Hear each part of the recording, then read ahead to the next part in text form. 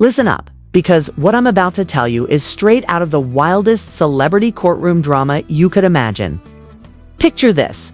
One of the biggest names in music, a global superstar with millions of fans chanting her name, suddenly dragged into a $24 million lawsuit by a security guard who was supposed to protect her. Yeah, you heard me right. Not a rival rapper, not a shady record exec, but a security guard.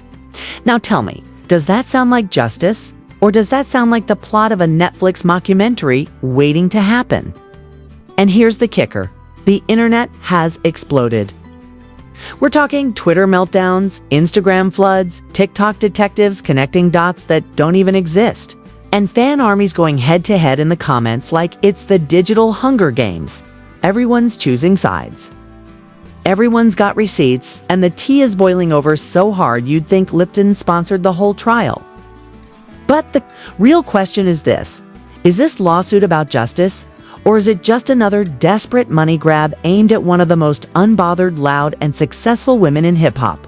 Buckle up, because we're diving into this scandal that has the internet on fire, and trust me, this one's messier than Cardi's old Love and Hip top reunions, so let's rewind this chaotic circus and set the stage properly, because this scandal did not just appear out of nowhere, and it surely did not explode by accident either.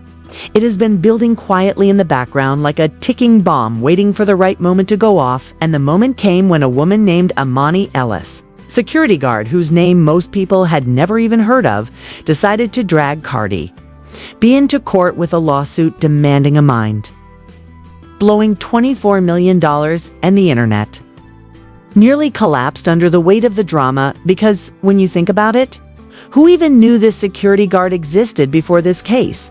Nobody was talking about her. Nobody was Googling her. And then suddenly she is making headlines all over the world and positioning herself as if she is the underdog hero standing up to a powerful celebrity. But the problem is, the whole story does not smell like heroism at all. It smells more like desperation and opportunism dressed up as justice. Cardi B is no stranger to controversy. We know that. She has been through fights, online feuds, shade-throwing, lawsuits in the past. But through all that, she has managed to build a brand so strong that even her haters secretly follow what she does, and this is exactly why people believe Imani picked her as a target, because, what? It's a better way to get instant headlines and possible payouts than going after a woman who has climbed from reality TV to Grammy wins and global superstardom. Think about the timing here. This alleged incident happened years ago. Nobody heard a peep about it. Nobody filed anything. Nobody even whispered about it. And suddenly, out of thin air, boom! A massive lawsuit is launched asking for a sum so ridiculously high that it feels like a bad joke, and fans instantly saw through it. They said if this was really about justice, if there was truly damage, why wait so long to sue? Why pull receipts out of thin air when there were none? And why pick a number like 24 million unless the whole purpose was to drain Cardi's pockets and attach yourself to her fame? The trial details only made things messier, with Cardi's lawyers bringing in doctors who testified there were no injuries, no facial marks, no medical evidence to back up the claims, which made the entire case look paper thin from the start. And yet Imani still pushed forward as if sheer persistence could make the accusations real. Social media went into overdrive, fans pouring onto Twitter, Instagram, and even Threads to vent their fury, calling it greedy, unfair, and embarrassing. And it was not just hardcore fans either. Even casual observers who do not usually stan Cardi could see how suspicious it all looked.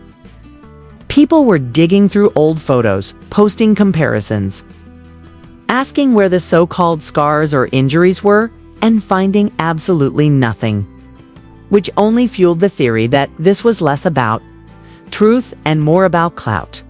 And the way supporters rallied behind Cardi was almost cinematic. Timelines flooded with messages of love, people declaring they would stand with her no matter what, calling Imani out as an opportunist trying to flip her position as a security guard into a payday.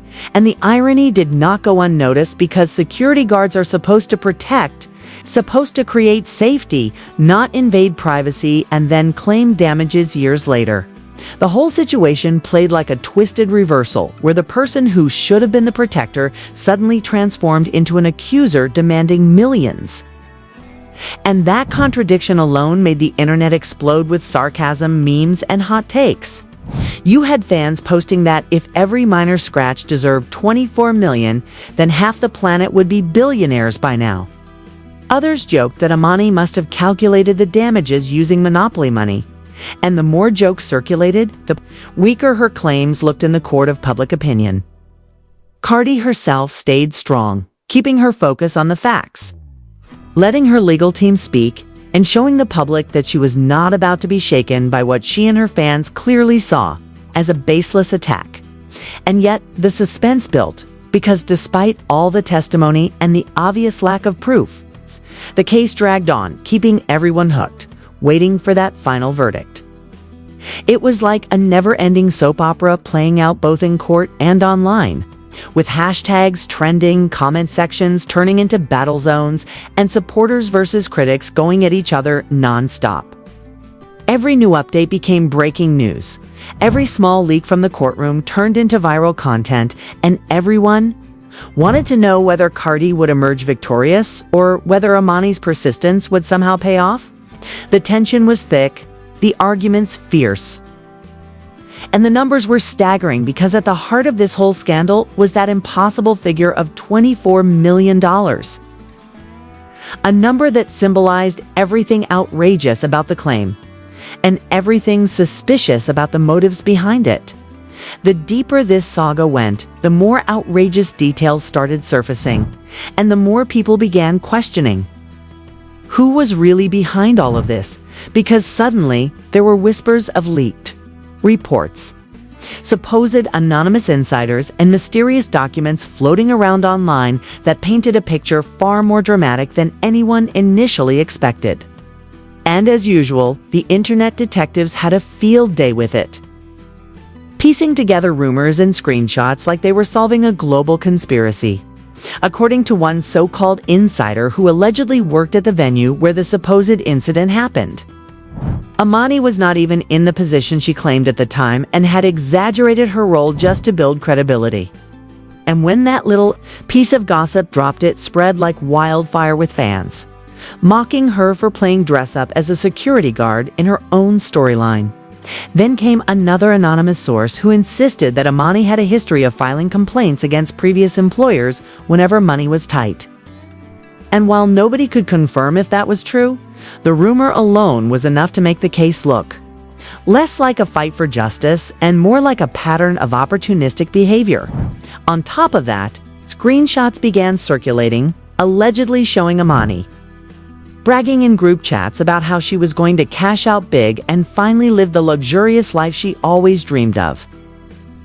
And even though these images were never verified, they still went viral because they fit perfectly into the narrative fans already believed: that she was trying to hustle her way into millions by taking down someone more successful. And it did not help her case that people dug through her social media history and uncovered old posts where she had made shady comments about celebrities and their wealth.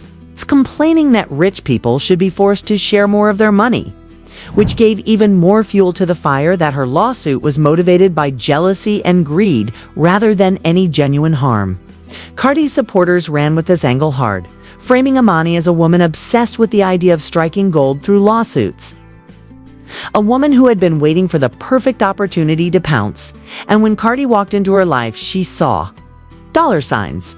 The fan armies became so intense that every time Imani's name trended, the replies were flooded with GIFs, memes, sarcastic comments, and viral jokes, turning her into the villain of the month. And some even compared her to infamous figures who tried to ride celebrity scandals for fame. Meanwhile, the so-called investigative leaks kept coming, with rumors that Imani had already spent large sums of borrowed money on luxury items in anticipation of her win. Shopping sprees at designer stores, deposits on expensive vacations, and even a brand new car that she showed off to friends, saying she was investing early because she was confident she would get paid. And while again none of this was confirmed, The story was too juicy for the internet to resist. It turned into a frenzy where speculation became fact in the eyes of the public. One wild thread even claimed that a secret document proved Imani had pitched her story to tabloid outlets before she ever filed a lawsuit. Trying to get paid for interviews and exclusives, which, if true, would prove she was chasing clout more than justice, and whether that thread was real or not, it gained thousands of shares because it perfectly fit the vibe of the case.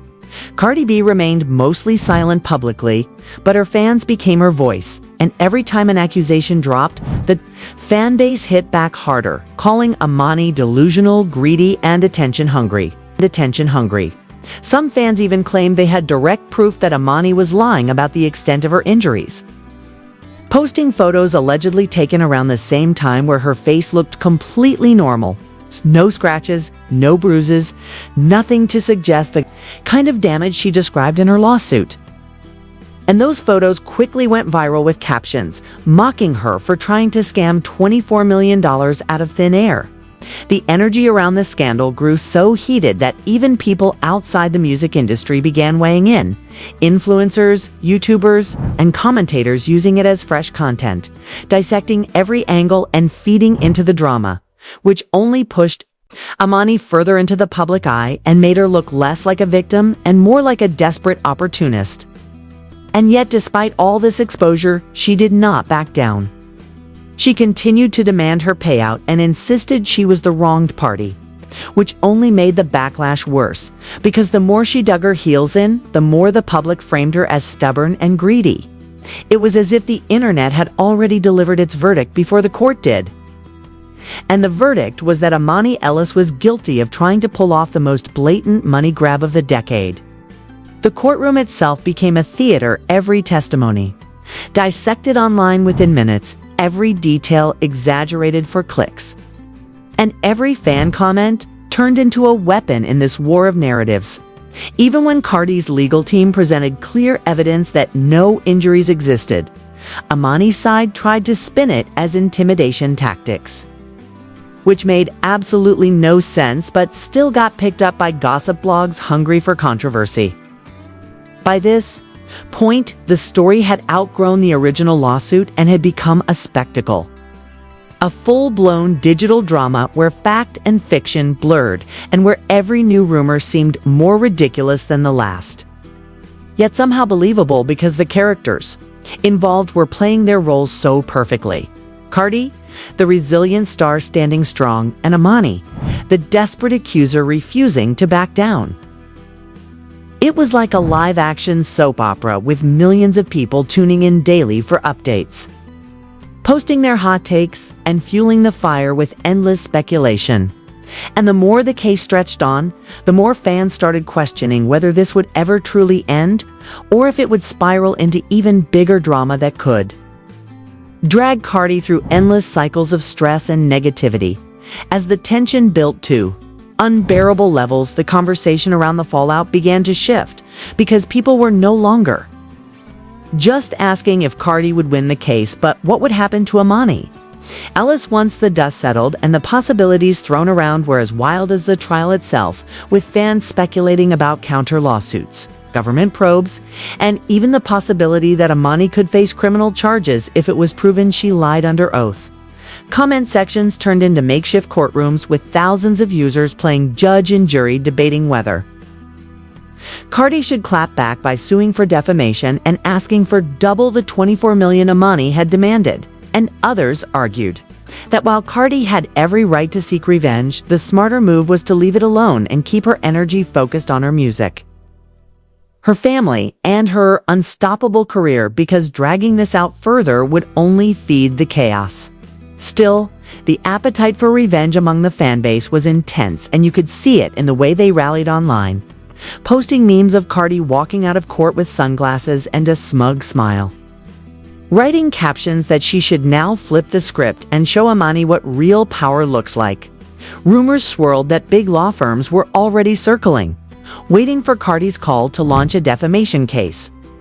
And anonymous insiders claimed that Imani was terrified behind the scenes because she knew if Cardi countersued, she would not be able to pay a dime since she did not have millions hidden away and had already dug herself into a financial mess with loans, shopping sprees, and expensive promises she could not keep. This potential downfall became part of the spectacle as fans imagined a scenario where Imani not only lost her lawsuit, but ended up bankrupt, disgraced, and possibly unemployable after taking on a global superstar. And it was not just Cardi's. Supporters saying this, even neutral commentators began pointing out how dangerous it is to launch a weak lawsuit against a celebrity because the public microscope is unforgiving and the court of opinion is harsher than any judge. So even if the case technically failed, the damage to Imani's reputation would linger forever. Some even suggested the government might step in to investigate whether fraudulent claims were filed and whether Imani misused legal channels to harass Cardi for financial gain. And while nothing official was confirmed, the idea alone was enough to make fans salivate because it painted a picture of total collapse for the woman who tried to drag their idol down. At the same time, the entertainment industry watched closely because lawsuits like this set precedents.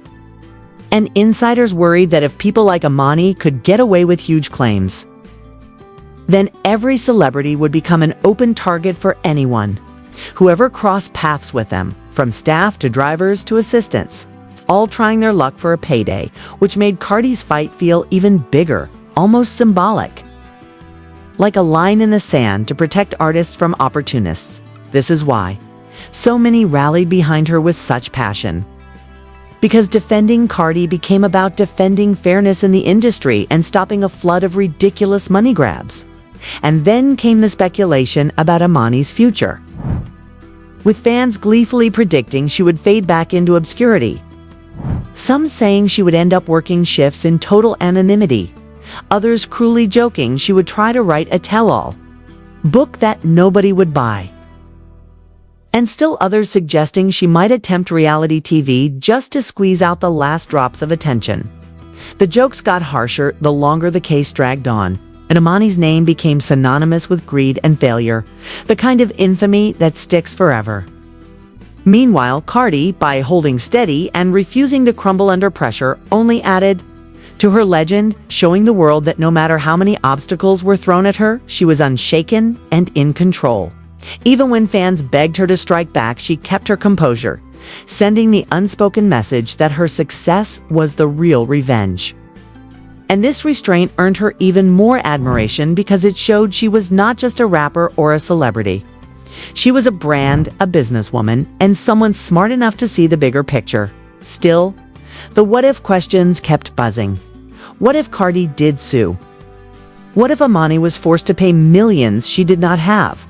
What if the government exposed deeper scandals connected to her? What if this turned into a historic example of what happens when you try to exploit fame? Each possibility kept the internet buzzing, feeding endless debates and speculation. That every new day brought fresh theories as if the case had taken on a life of its own beyond the courtroom. It became less about one celebrity and one accuser, and more about a cultural moment, a clash between wealth and envy, fame and obscurity, truth and lies, and that made it irresistible for the public. By the time the case neared its climax, the anticipation was electric. Everyone glued to their screens waiting for updates. Everyone convinced that no matter what the official verdict said, the real story had already been decided by the people. And in the eyes of millions, Imani Ellis had already lost. And that is the beauty and brutality of modern scandals. Because once the internet chooses its villain, no jury can overturn that decision. No press statement can rewrite it, and no spin can repair the damage. Cardi walked away with her name stronger than ever, a tidal wave of fan support at her back, while Imani walked into a storm of ridicule, suspicion, and humiliation that may follow her for years to come. And the irony of it all is that by trying to take $24 million from Cardi, she ended up losing something far more valuable: her credibility, her reputation, and her future.